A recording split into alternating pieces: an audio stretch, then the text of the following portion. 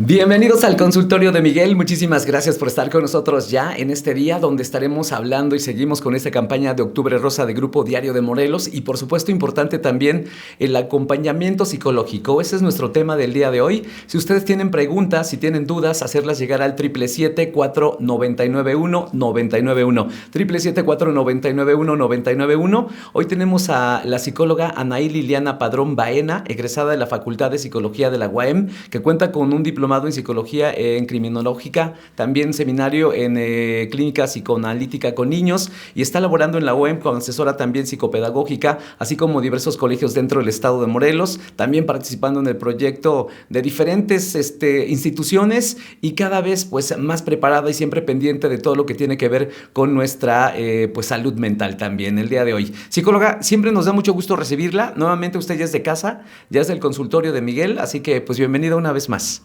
Miguel, muchas gracias. Así me siento ya con algunos recuerdos ya a lo largo de estos años, ya han sido años. Sí, ya han sido años, efectivamente. Y siempre feliz de poder saludar a tu auditorio. Y estamos en este mes de Octubre Rosa de Grupo Diario de Morelos en la lucha contra el cáncer de mama. Un tema importantísimo que debe de ser con un acompañamiento psicológico. Me gustaría que hoy, por supuesto, todas estas cosas que debemos de conocer alrededor de esta parte importante que es la salud mental también cuando se está pasando por una enfermedad como esta, no solamente de la paciente, sino también de la gente que está alrededor, que también está como parte del apoyo para, pues, en este momento las pacientes con cáncer de mama. Así es, Miguel, cuando nosotros abordamos un tema en torno al cáncer, siempre van a resultar emociones y creo que también siempre van a resultar recuerdos, porque yo creo que no tenemos a alguien que no tenga a su vez un familiar, un vecino o que haya sido a lo mejor diagnosticado con algún tipo de cáncer. Y lo que notamos es que recurrentemente se asocia a la muerte. Es algo que nosotros queremos cambiar en esta inconsciente, por decirlo así, colectivo, que cáncer no es sinónimo de muerte, sí es sinónimo de lucha. Por eso es que muchos eslogan publicitarios lo utilizan así, es la lucha contra el cáncer, y ya sea de mama, cervicouterino, todos los tipos de cáncer. Pero es que entonces hay que tomarlo como un padecimiento médico. Okay. Que sí va a implicar cambios en nuestro estilo de pensar y de ahí va a derivar nuestro estilo de vida. Psicóloga, hábitos. ¿Qué respuesta se podría dar ante las primeras reacciones que puede pues tener una paciente al momento de ser diagnosticada? Lo que nosotros hacemos como equipo multidisciplinario, porque yo sé que en tu consultorio recibes ginecólogos, recibes nutrición, recibes de todas las áreas, es que en la actualidad se tiene que abordar de manera así, integral, multidisciplinaria, en que el paciente se sienta cómodo con la información que le estamos brindando desde cada una de las perspectivas, desde todas las áreas, para que entonces el paciente entienda qué es este diagnóstico de cáncer de mama, a qué se refiere. Ojo, porque aunque la mayoría de los casos son en mujeres, los hombres no están exentos de poder presentar un diagnóstico de este tipo. Entonces, cuando nosotros abordamos esta etapa de la vida en la que tenemos enfrente de nosotros a un ser humano que ya salió positivo a este diagnóstico, lo arropamos, lo cobijamos, le damos contención a través de cada una de las áreas y es la manera de decirle, se va a salir adelante, pero en equipo. Ok. En los últimos años, ¿qué ha cambiado en la forma precisamente de abordar este diagnóstico? En el momento en que a la paciente se le dice, ¿ha sido totalmente evolucionado? ¿Ha cambiado? ¿Ha sido más sensible? ¿Ha sido más humano? Sí, todo lo que tú dices se ha entrelazado y se ha entretejido. Ok. ¿Qué pasa? Ahora en la actualidad se ve al paciente de manera individual. Es decir, cada cáncer es diferente. Depende del grado de impacto que ya tenga en el cuerpo, pero también depende de la apertura que el paciente tenga para hacer frente a una etapa de proceso de sanación depende de cómo está conformada su red social de apoyo, Claro. con quién vive, si la persona aún es productiva laboralmente, por ejemplo, y se encuentra en etapa, no sé, reproductiva, y entonces vamos a hablar el tema de la sexualidad. Más adelante lo podremos ir desmenuzando. Vamos a hablar de qué tanta responsabilidad siente, que a lo mejor es muy probable que abandone un proceso de sanación por atender demandas de otro tipo. Es decir, ahora se toma al paciente de manera muy individual. Y no es solamente un paciente. Es Juanita, es Mari, es Lupita, es decir, se aborda el padecimiento dependiendo de quién está frente a mí. El apoyo psicológico marca la diferencia sin duda. En últimos años, por supuesto que esto ha sido pues más visto, se ha promovido más también el apoyo psicológico en todas las áreas de nuestra vida, ¿no? Como parte de la salud mental que debemos de tener. Pero y en este caso, ¿cómo marca la diferencia? Sobre todo para aquellas mujeres que a lo mejor han sido diagnosticadas recientemente y no han tenido ese acompañamiento que es vital también para una sanación. Sí, justo ahora se habla también de la tanatología. Ok, cierto. Porque justo cuando ya se aborda el tema de un cáncer, y dependiendo, claro, el estadio en el que se encuentre, indudablemente vamos a hablar de proceso de duelo.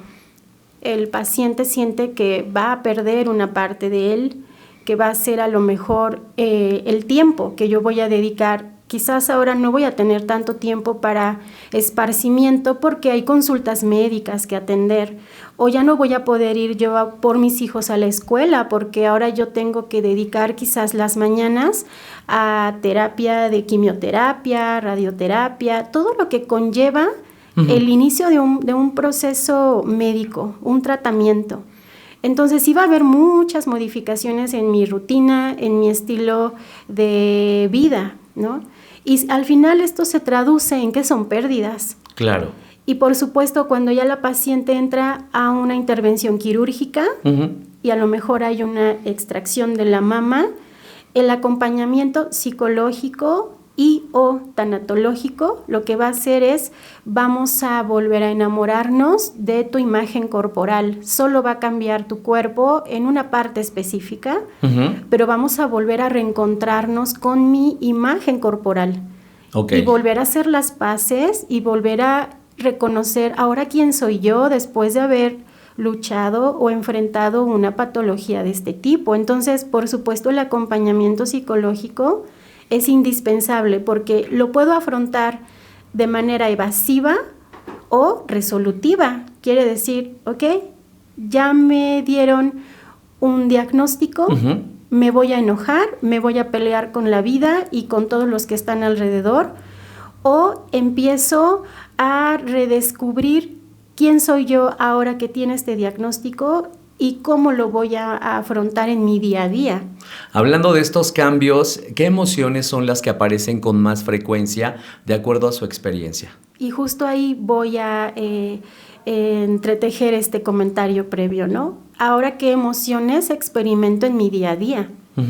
Hay gratitud porque a lo mejor afortunadamente se detectó a tiempo. Y es que vamos a hablar de eso, ¿no? También más adelante, del tema de la prevención. O hay enojo, hay frustración. Lo que hemos encontrado en un inicio es que hay resistencia. Claro. Casi siempre es no, seguramente se equivocaron en el diagnóstico. Hay como este estado de resistencia, de mejor no quiero ver, lo evado. Incluso, Miguel, desde el tema de ya estoy sintiendo una bolita rara en la autoexploración, no, yo creo que estoy dramatizando el tema, no, yo creo que no pasa nada, yo creo que a lo mejor el siguiente mes me voy a volver a autoexplorar y a lo mejor ya va a desaparecer. Entonces, si nosotros presentamos estas primeras emociones, sí es comprensible. No es justificable, porque sí es importante y lo hemos abordado aquí en el consultorio de Miguel y en cada una de las visitas. El tema del autocuidado es básico para la salud mental. Claro. Pero sí es comprensible que un ser humano tenga tanto miedo que entonces yo estoy postergando la visita a un consultorio o el hablarlo con la familia y decir, ¿saben qué? Yo estoy notando algo raro en mi cuerpo, entonces creo que necesito ayuda para poder sacar una cita, encontrar un especialista, ¿no? Entonces, lo primero que vamos encontrando en las emociones sí es como resistencia, miedo. Okay. Y ya que se acepta que sí tengo a lo mejor un padecimiento médico, tristeza, enojo, frustración. Y está también este tema de la preocupación por mis seres queridos. Ese también es otro punto, la familia. Sí, además de estar viviendo precisamente este momento bastante fuerte de forma personal, el tema de la familia se convierte en un segundo punto que preocupa y está ocupando en ese momento pues el pensamiento y la mente de las mujeres que están padeciendo o que creen que tienen precisamente a lo mejor ya algún signo de cáncer de mama.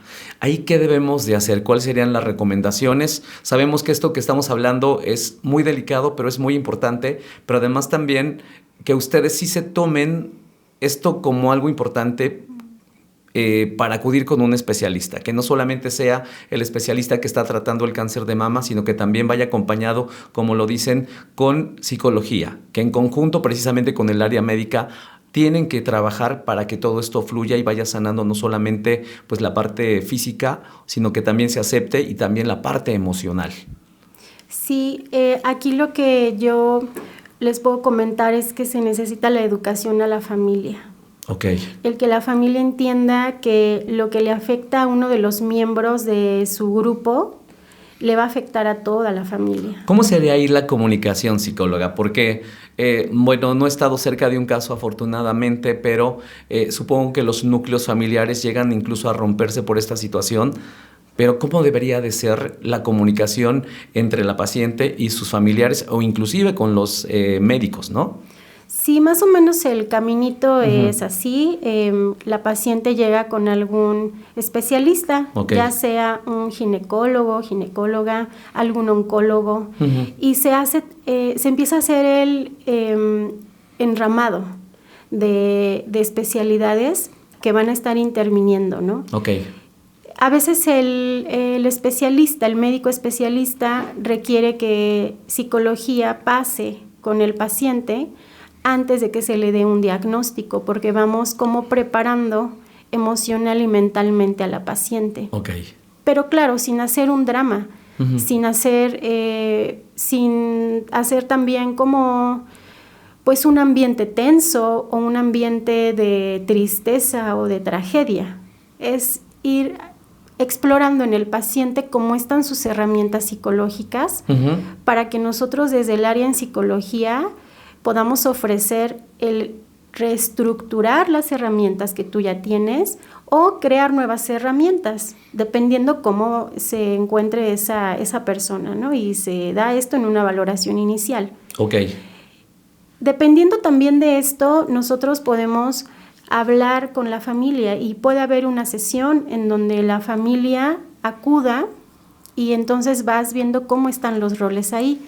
Porque es cierto, a veces los roles están inversos. Sí. A veces los hijos son los que se acaban haciendo cargo de los padres, o los padres a lo mejor son muy sobreprotectores. En fin, hay una diversidad en los estilos de familia y de crianza. Entonces, lo que también te decía, depende el ciclo de vida en el que se encuentre la paciente.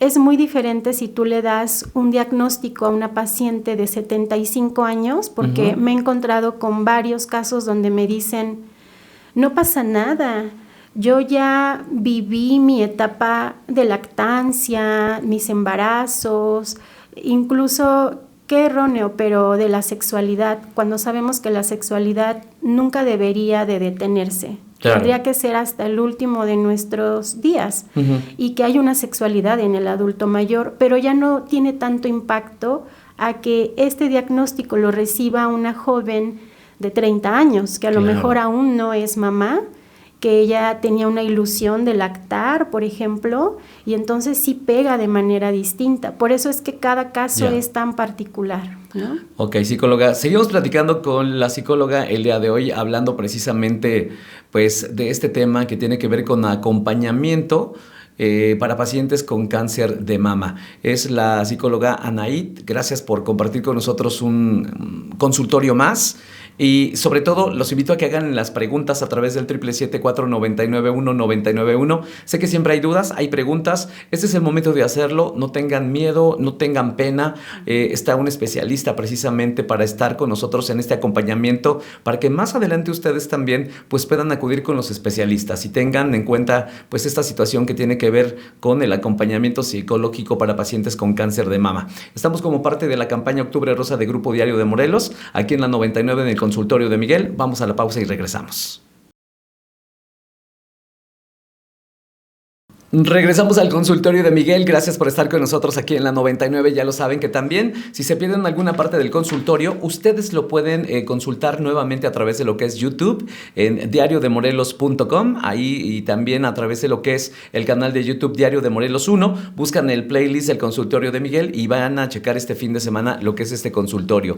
Acompañamiento psicológico en cáncer de mama. Y psicóloga, nos llegan ya algunas preguntas a través de lo que es nuestro WhatsApp en el 777-499-1991, que recuerden que es el número de WhatsApp para que ustedes hagan sus preguntas. ¿Cómo se puede ayudar a los pacientes para que mantengan una actitud positiva sin negar la realidad de la enfermedad? Aquí hay dos conceptos. La comunicación, tanto del médico tratante, que sería como el médico principal, con el paciente y la familia, y la información. Entonces, comunicación e información. Si tú mantienes estas dos vías, tu conducta va a empezar a cambiar y la familia va a empezar a apoyar, a dar contención. Lo que yo no alcanzo a ver, la familia podría reflejármelo. Por ejemplo, recuerda que mañana tienes tu consulta, o cambiarlo también, recuerda que mañana tenemos la consulta. Okay. Y vamos entonces preparando este terreno. Sí requiere de un proceso de adaptación. Algo interesante, el CIE-10, ahora ya se maneja más el 11 por la versión, es nuestra clasificación internacional de enfermedades. El padecimiento de este proceso de duelo se encuentra dentro de los trastornos de adaptación.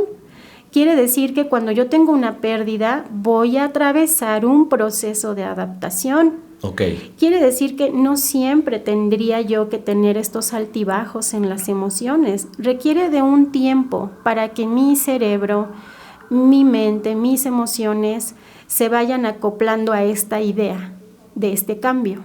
Pero entonces aquí la familia va a dar muchísima contención a este proceso para que no se nos vuelva una crisis. Claro. Una crisis tiene una característica, se desborda todo.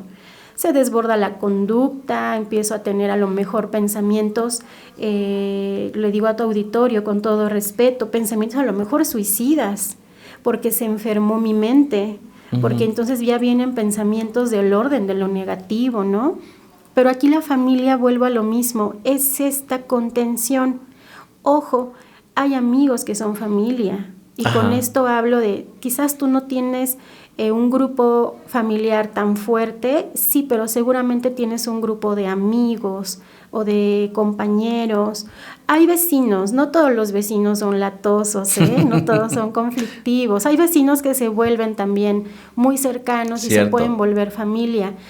Las redes entonces, las redes sociales en esta etapa se tienen que fortalecer porque van a ser espejo para que me digan qué conductas debo establecer con más fuerza, cuáles debo modificar, cuáles debo de perfeccionar. Okay. Entonces, recapitulando, comunicación, hay que entender la enfermedad, hay que conocerla bien, me tengo que empapar de ella. Tenemos que informarnos sobre la enfermedad. Exacto, yo tengo que saber todo acerca de esta enfermedad y mi médico me tiene que llevar de la mano con mucha paciencia porque desde el entendido de que el que sabe es él, para mí es algo nuevo, a lo mejor nunca me había yo detenido a averiguar, ¿y qué es esto del cáncer de mama, no? Uh-huh.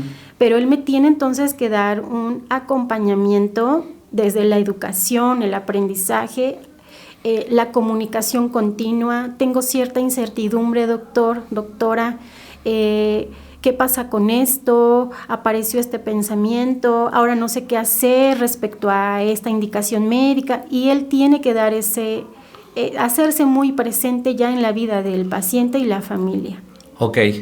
Importantísimo todo eso, sobre todo para cuando tengan ustedes este contacto con sus médicos, con los especialistas, debe de crear precisamente esta buena conexión, Uh-huh. este vínculo, porque prácticamente se crea un vínculo con nuestros médicos y especialistas, que son los que nos van a ayudar a atravesar precisamente esta etapa en algún momento de pues algún padecimiento de cáncer de mama.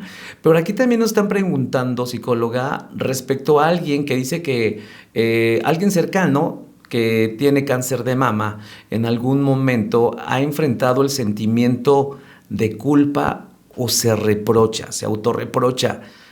¿Y qué podemos hacer? ¿Cómo pueden los pacientes manejar, o inclusive también la red de apoyo con alguien que está pasando por este tipo de emoción de yo tengo la culpa, o se está reprochando de no haber hecho antes los diagnósticos o mejorar su estilo de vida y demás?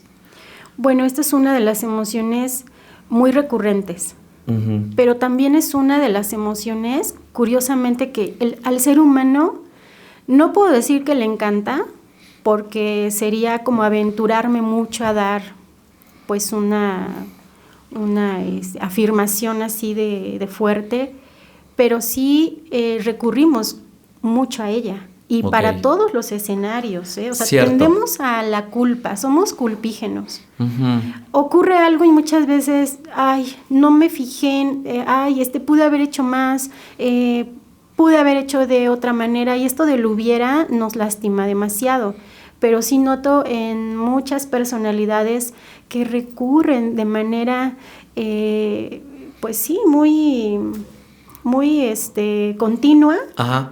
A este tipo de emociones. Ahora imagínate, en un tema en donde toda la vida nos bombardean de chécate, tócate para que no te toque, uh-huh. Y entonces toda esta información que sí se queda almacenada ahí a nivel inconsciente, y se queda almacenada inclusive se repetimos, en el cerebro, lo repetimos, ¿sí? Pero no actuamos. Y entonces, si a mí me dan un diagnóstico de este tipo, lo primero que pienso es, no me toqué, no me chequé, no lo hice bien, no supe detectar a tiempo. Y aquí yo les diría algo: dejen que el paciente exprese justamente esa emoción que va apareciendo o esas emociones en todo el proceso, okay. De diagnóstico, de tratamiento, porque va a haber demasiados cambios en las emociones, y además no van a ser 2 o 3, van a venir un montón de emociones. Entonces, dejen que el paciente lo exprese, que salga esa emoción va a buscar una salida, uh-huh. Una vía. Claro. Entonces tenemos que darle ese trámite o esa digestión a esa emoción, pero también que el paciente, quizás para que no se vuelva nada más un tema de solo catártico y llorar y llorar y llorar y hablar y expresar, la autoconciencia de qué tan responsable quizás soy de haber llegado a este punto. Hubo señales de alarma que yo a lo mejor no quise detectar, no quise ver. Hubo algunos foquitos rojos. Uh-huh. A mí lo que me interesa es que esta experiencia se vuelva también educativa. Claro. Y que entonces yo pueda aprender de esta experiencia y que no se repita en el futuro, porque no estamos exentos de contraer otro tipo de enfermedades. Entonces, si el paciente también logra asumir cierta responsabilidad, maneja la emoción hablándolo, llorándolo, escribiéndolo, gritándolo, entonces esa emoción va a salir, pero va a dar paso a una nueva emoción, que uh-huh. sería a lo mejor la reflexión, que me va a lo mejor a dejar aprendizaje, me voy a sentir quizás más autoconsciente ahora sí de mi cuerpo, okay. Mejora la relación con mi cuerpo. Algo que comentábamos, Miguel, es cuántas veces yo estoy en un día consciente, para empezar, de mi postura. Sí, casi no. Casi no, me estoy jorobando porque toda la vida me estoy sentando de una manera incorrecta. Uh-huh. Este dolorcito de cabeza, ¿cuántos días lleva conmigo? O este malestar en el estómago, o este malestar en alguna parte del cuerpo. ¿Cuántos días ha estado conmigo? Y que incluso, así como lamentablemente se normalizan aspectos como la violencia, también se normalizan muchos dolores en el cuerpo y ya son parte como de mi vida cotidiana. Yo les invitaría a todo el auditorio a que hoy hagan un poquito esta autoconciencia, esta reflexión. Estoy consciente de mi cuerpo, de las señales que da mi cuerpo, uh-huh, de los avisos que llega a dar. Es cierto, mira, muchos médicos nos dicen, hay padecimientos muy silenciosos. Claro. Bueno, entonces ahí parte de esta reflexión sería, no hubo señales, ¿por qué sentir culpa? O sí las hubo y yo las dejé a un lado. Y si sí fue el segundo caso, pues entonces lo que yo mencionaba, no tiene caso invertir energía en estar batallando con esta emoción de la culpa, porque lo que requiere un padecimiento como el que estamos ahorita abordando es muchísima energía para poder erradicarlo. Muy bien, psicóloga. Y hablando del punto de vista cuando familiares y amigos queremos apoyar emocionalmente a los pacientes con cáncer de mama, ¿cómo hacer o cómo actuar para no abrumarlos? Porque, bueno, hablamos en este caso de cáncer de mama, pero regularmente cuando tenemos algún paciente o algún enfermo en casa, lo abrumamos o lo abrumamos demasiado. No hagas esto, no te muevas, yo te ayudo. Todo este tipo de situaciones que en lugar de ayudarlas, a veces no hace precisamente este papel. ¿Cómo podemos nosotros como familiares y amigos sí ayudarlos, pero no abrumarlos y que ellos hasta en un momento pues se sientan así abrumados precisamente por todo este tipo de atención que estamos teniendo hacia ellas? Sí, esa es una actitud también muy recurrente, ¿no? Uh-huh. Porque también entendamos nuestra cultura. Nosotros como mexicanos de pronto somos muy querendones, decimos. Sí. Somos muy apapachadores, pero a veces el amor también llega a ser asfixiante. Entonces debemos tener como un límite. No podemos revictimizar a la persona, porque entonces la veríamos como inválida, como poco autosuficiente, y eso se torna muy agresivo. Aquí entonces lo que podríamos hacer como sugerencia es que el otro me exprese qué necesita. Tal cual cuando nosotros queremos dar un pésame, y entonces tampoco debemos ser tan invasivos con el otro, porque el otro requiere un espacio para poder abordar un proceso de duelo. Uh-huh. Entonces, con esta persona que también está llevando un proceso de duelo desde otra perspectiva es, yo estoy aquí, voy a estar cerca de ti, tú dime cómo te puedo apoyar. Yo con gusto lo haré. Muy bien. Y entonces a lo mejor un mensajito, ¿no? Una llamada, nada más como para ir recordando, pero sin ser tan invasivo de sus espacios. Porque entendamos algo, el ser humano le tiene mucho miedo al dolor, llámese dolor físico, dolor emocional, pero es necesario, Miguel. Uh-huh. Es muy necesario, nos hace bien de pronto experimentar el dolor. Es una emoción más y es una emoción que si tú trabajas con ella y entiendes cómo batallar con este tipo de experiencia, te enriquece, te modifica incluso a nivel cerebral. Se van a dar otro tipo de estructuras. Vas a poder alcanzar esa meta de decirle, tengo mucho miedo al dolor, pero entonces al dialogar con el dolor voy encontrando herramientas para poder enfrentarlo. Ahí ya hay aprendizaje, ahí ya te modificaste. Sí, por supuesto, pero todo esto de verdad que debemos acercarnos siempre con los profesionales, porque a veces sí podemos verlo o leerlo, o alguien te lo puede compartir, pero nada como que vayas con un profesional precisamente para que te apoye y te guíe en este camino precisamente hacia lo que es el dolor y experimentar también esa emoción que, como bien dice, la tenemos que tener, no tratar de evitarla, porque muchas veces no queremos sentir dolor. Yo creo que la mayoría de los seres humanos o las personas no queremos sentir dolor, queremos, no, a mí nunca me va a pasar nada, a mí no me duele nada, y en todos los aspectos, tanto físicos como emocionales, ¿no? Pues bueno, claridad entonces al momento también de tener esa comunicación con un paciente con cáncer de mama, pues decirle que estás ahí, pero sin abrumarlo de la forma en como regularmente estamos acostumbrados, ¿no? Y pues ahí tener la comunicación también con el psicólogo, porque supongo que este es pues un acompañamiento no solamente para el paciente, como bien lo decía, sino que también involucra amigos o también a los familiares. Sí, pero es importante, ¿eh? Yo me quiero quedar ahorita, lo quiero resaltar para el auditorio. Es cierto, no debo abrumarlo, pero si yo noto cambios, por ejemplo, y que son abruptos, ¿no? En la conducta alimentaria, lo que hemos hablado ya en muchas ocasiones aquí en el consultorio, en la parte social, ahora la limita, se está aislando, ya no tiene ganas ni de bañarse, veíamos que siempre estaba muy arregladita, ¿no? La paciente, y ahora ya no sonríe. Entonces, mira, el psicólogo te va dando como lo que tú dices, una orientación, te va marcando un caminito y sí te puede ayudar a que tú detectes con facilidad algunos cambios que ya no son normales, por decirlo así, ya no son regulares, y que entonces sí se tendría que hacer alguna intervención con el paciente. No puedes tampoco llegar y forzarlo y vamos al psicólogo, no. Vuelvo a lo mismo, el vínculo que tú estableciste con tu médico tratante, él es el que también va dando la pauta.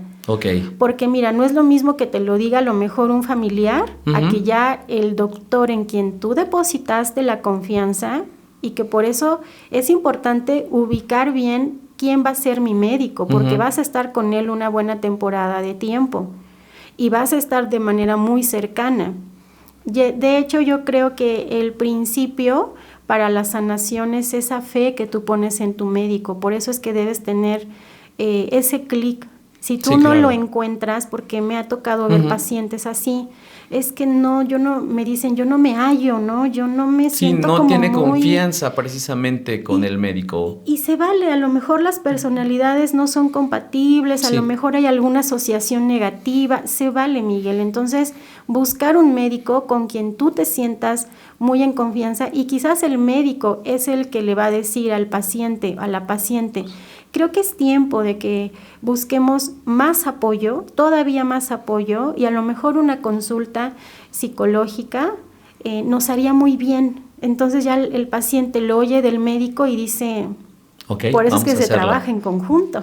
Muy bien, pues estamos en el consultorio de Miguel aquí en la 99, vamos ya a la pausa y regresamos con el último bloque del día de hoy. Estamos platicando con la psicóloga Anaí Liliana Padrón Baena, hablando de acompañamiento psicológico durante pues la época de cáncer de mama o con cáncer de mama. Quédense con nosotros, ya vamos a la parte final. Si tienen más preguntas, háganlas llegar al 777-499-1991. Regresamos al consultorio de Miguel ya en la parte final del día de hoy. Para todos aquellos que nos hicieron llegar también sus preguntas y para aquellas mujeres que también tienen algunas dudas, vamos a dar salida también nuevamente en próximos consultorios a estas preguntas que nos están haciendo llegar. De verdad, gracias por estar en sintonía con nosotros y sobre todo por este interés. Recuerden que es importante esta campaña, la campaña de Octubre Rosa de Grupo Diario de Morelos y en general Octubre Rosa en todo el país y en todo el estado, porque estamos hablando de un tema de prevención. Y ese tema de prevención lo tenemos que tener súper clarísimo y muy presente, no solamente en el mes de octubre, sino todo el año. Psicóloga, gracias nuevamente por acompañarnos. Me gustaría, antes de irnos, que nos apoyara también con una pregunta que nos están haciendo respecto a qué pasa o cómo sería el apoyo psicológico de alguien que está enfrentando una recaída. Yo les voy a contestar después de esta frase de Séneca que dice, el deseo de sanar siempre ha sido la mitad de la sanación. Entonces, ahí nosotros acudiríamos como equipo nuevamente a que la paciente regrese al deseo de sanar. Necesitamos que vuelva a poner la confianza y que todo el tema de la motivación, otra vez hacer como este revuelo en la motivación para que se vuelva a enganchar con la vida, porque seguramente, y siendo tan empáticos con estos pacientes, seguramente la motivación va a estar por los pisos, no sabemos si va a haber todavía esperanza, entonces sí necesitamos darle al clavo en el tema del deseo en la paciente. O sea, no perder la fe y la esperanza precisamente en que va a mejorar y va a cruzar este punto del cáncer de mama. Así es. Y es que es muy frecuente. Las recaídas sí es un tema de todos los días, ¿eh? Okay. Yo creo que los que nos dedicamos a trabajar con pacientes con estos diagnósticos, lo vemos, lo vivimos con ellos, lo llegamos a sentir, porque al final en esta relación tan cercana, pues sí, no es imposible no entristecerte con ellos cuando ya se sabe que hay nuevamente el diagnóstico de que ya regresó, ¿no? Okay. El cáncer, pero vuelvo a lo mismo, necesitamos nuevamente motivar ese deseo. Psicóloga, ¿en qué momentos es más crucial precisamente este tipo de acompañamiento psicológico durante el proceso de tratamiento? Yo creo que va en todo momento. Okay. Desde que te comentaba, el médico tratante ya da un diagnóstico, ahí vamos de la mano. Y es que es importante que el diagnóstico se lleve desde lo colectivo y no desde lo individual. Ahí la modificación del lenguaje es también básica. Estamos mandando una señal cerebral.